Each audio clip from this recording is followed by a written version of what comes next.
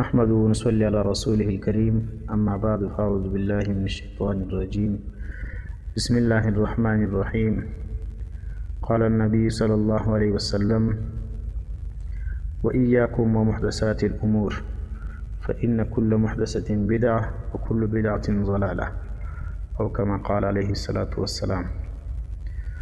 محترمو،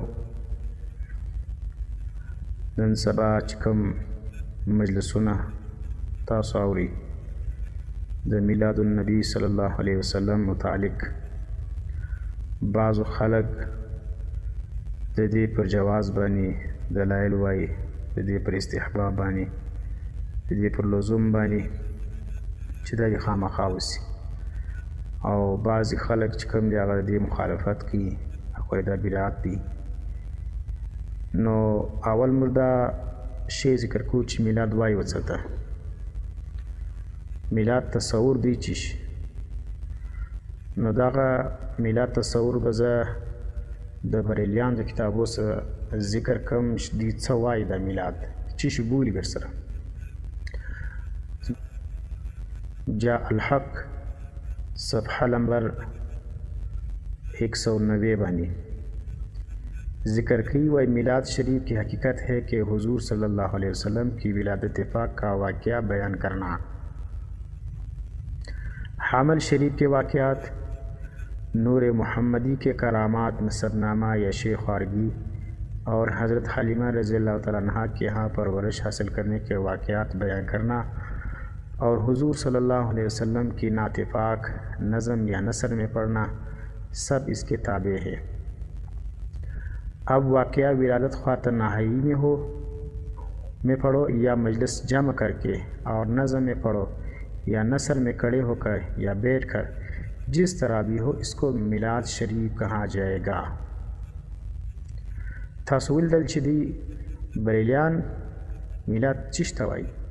وایي میلاد شریف حقیقت دا دی چې د نبي علیه السلام د ولادت واقعه ذکر کول، بیا د حمل شریف واقعات چې دا رقم د نور محمدی کرامات ذکر کول، او د نبی علیه السلام نسبنامه ذکر کول، دا رقم د نبی علیه السلام د کوچنیوالي حالات ذکر کول، او د حضرت حلیمې رضی الله تعالی عنها سره چې کوم پرورش نبی علیه السلام کړی دي دا واقعات ذکر کول. دا رقم د نبی علیه السلام صفتونه په نعت کې ذکر کول یا په نثر کې ذکر کول. بیا ذکر کوي وایي دغه واقعات د ولادت یا د نور چې کوم د نبی علیه السلام سیرت دی، دا که په تنهایي کې ته وایې، که په مجلس کې وایې، که په نثر کې وایې، که په نظم کې وایې، که په ولاړه وایې، که په ناسته وایې، هر ترنګ چې وایې دا میلاد شریف دی. او تاسو سوچ وکړئ دغه میلاد چې کوم دی د دې څوک منکر دی. دا خو علماء دیوبند ټول وخت دغه میلاد بیانوي.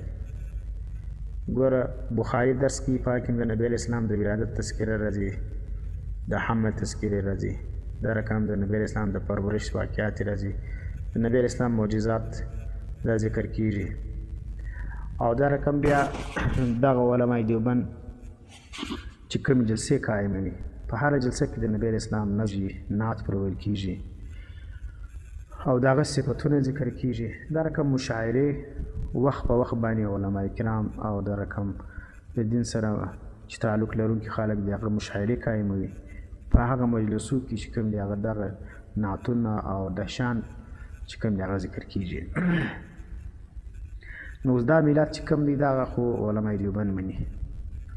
نو دا بریلیان چې دا وایي چې تاسو میلاد نه مني، نو بیا کوم شی موږ نه منو؟ دا اصل دی تجاوز دی چې پر موږ باندې کوي. دا رقم میلاد خو موږ هر وخت منو. دا خو